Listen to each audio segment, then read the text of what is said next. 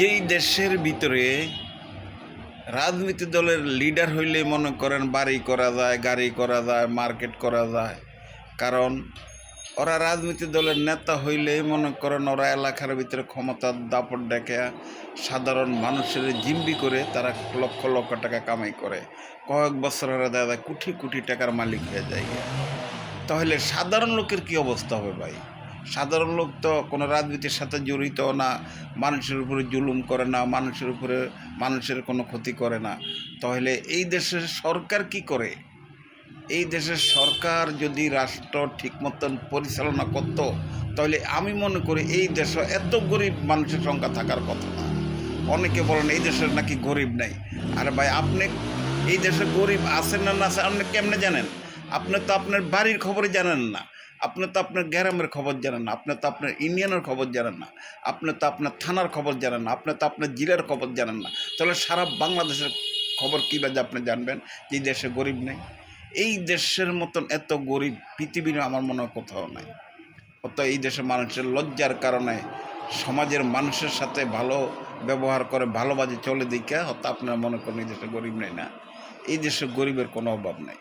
কারণ এই দেশের যারা ক্ষমতাশালী, যারা রাজনীতি দল লিডার, ওরাই হইল সবচেয়ে বড় কোটিপতি। আর সাধারণ নিরীহ অসহায় মানুষ, তারা রাজনীতি দলের নেতা হইতে পারে না, কারোর উপর জুলুমও করতে পারে না। তারা যা রুজি করে তা দিয়ে কোনো রকম তাদের জীবিকা অর্জন করে। সেই জন্য মানুষ মনে করে ওরা বড় সুখে আছে। না, এই দেশের সরকার যদি যারা কোটি কোটি টাকার মালিক হয়ে যায় তাদের ট্যাক্স বাড়াইয়া দেয়, তাদের রাষ্ট্রীয় কোষাগারে ট্যাক্স জমা দিবে, ওই ট্যাক্সের টাকা গরিব দুঃখী অসহায় মানুষের ভাতা বাড়িয়ে দিবে, তাহলে এই দেশটা সুন্দরভাবে চলতো।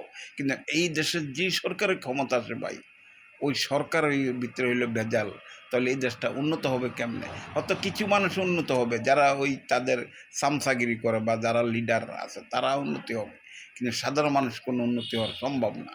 আজকে দেখেন অনেক লোক কত একদম সমাজের যেটা মানে নিষ্ঠা কাজ ওটাও তারা করে। কেন? পেটের দায়ে।